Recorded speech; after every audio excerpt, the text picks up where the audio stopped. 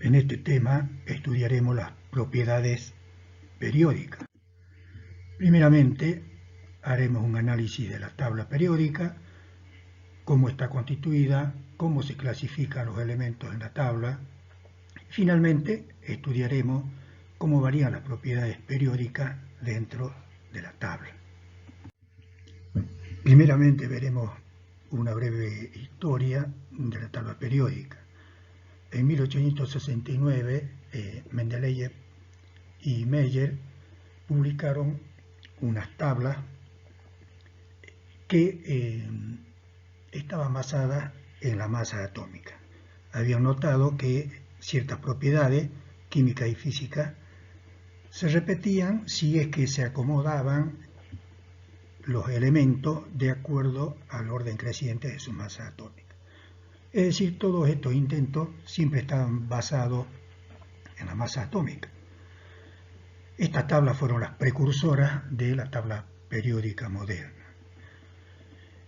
Moseley descubrió e identificó el número atómico y a partir de ahí estudios posteriores pusieron de manifiesto que los elementos se agrupaban en patrones repetitivos si es que se ordenaban de acuerdo a su número atómico creciente en lugar de la masa atómica.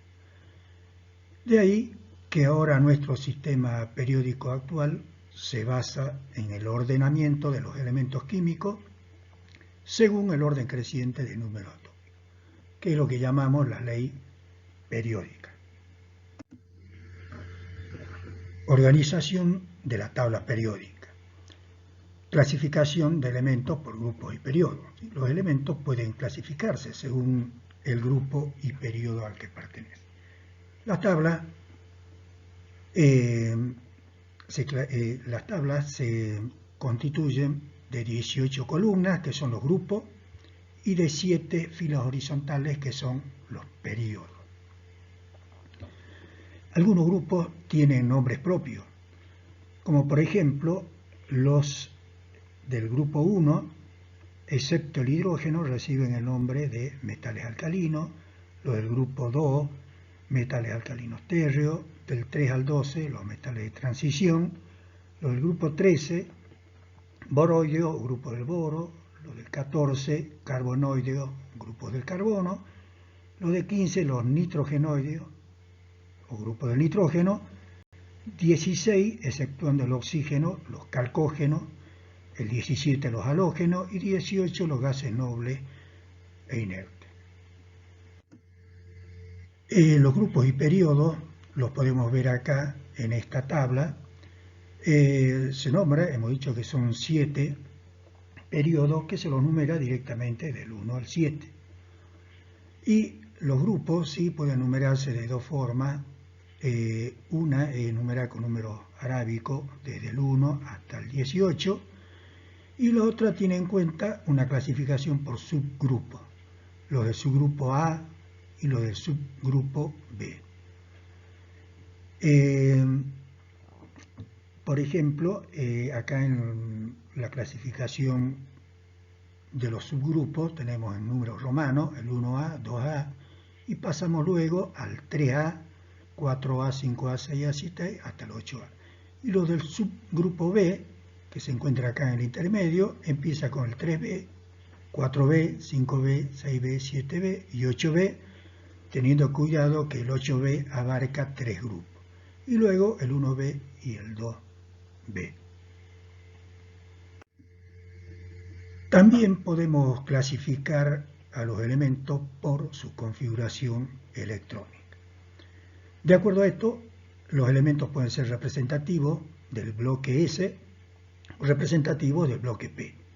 Los del bloque S son los del grupo 1 y 2, que es lo que indicamos acá en colores. Bloque S, los del bloque P, los que están acá en celeste, que son los grupos que van del 13 al 18. Esos son los representativos. Los de transición, o del bloque D, son estos que vemos en amarillo, y abarca los grupos del 3 al 12. Finalmente, los de transición interna o los del bloque F, que son los lantánidos y actínidos, y se encuentran en este sector de la tabla periódica. Esta clasificación se relaciona justamente, por ejemplo, para los del bloque S, que los electrones van llenando los orbitales de tipo S. Para los del bloque P, los electrones completan los orbitales P. Para los del bloque D, los electrones van completando los orbitales D, y los del F, los electrones completan los orbitales F. Bien, también podemos clasificar a los elementos según sus propiedades características, y se clasifican como metales, no metales o metaloides. Algunas de las propiedades características físicas y químicas lo podemos ver en este cuadro. Justamente me diferencian las propiedades metales y no metales. Por ejemplo, para citar algunos, tenemos la conductividad de calor y la electricidad. ¿Sí? Son buenos los metales, pero los no metales son malos en ese aspecto. Los metales normalmente son todos sólidos, en cambio los no metales pueden ser sólidos, líquidos o gaseosos. Los metales son maleables y dúctiles, en cambio los no metales son quebradizos, algunos duros y otros blandos. En cuanto a algunos de sus aspectos químicos, podemos citar que los metales forman cationes, mientras que los no metales forman aniones. Los metales forman óxidos básicos, mientras que los no metales óxidos ácidos. También, otro que tiene que ver con la propiedad química, los metales tienen baja energía de ionización, baja afinidad electrónica y baja electronegatividad. Todo lo contrario, los no metales, que tienen alta energía de ionización, alta afinidad electrónica y alta electronegatividad. Los metaloides tienen propiedades intermedias, tienen propiedades o el aspecto físico de los metales y la propiedad química de los no metales. ¿Cómo los ubicamos en la tabla periódica a estos elementos? Bueno, analizando acá la tabla periódica, podemos ver que se destaca acá un escalón diagonal que me separa los metales de los no metales.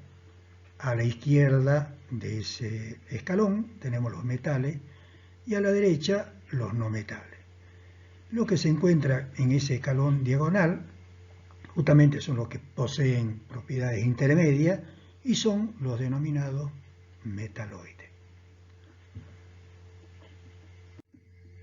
Bien, haciendo un resumen de las clasificaciones, podemos decir que los elementos están clasificados según grupo y periodo al que pertenecen, grupo 1 a 18, periodo 1 al 7, por su configuración electrónica, que puede ser representativo de bloque S, de bloque P, de transición del bloque D y elemento de transición interna o del bloque F. Y según sus propiedades características, puede ser un metal, un no metal o un metaloide. Veamos un ejemplo.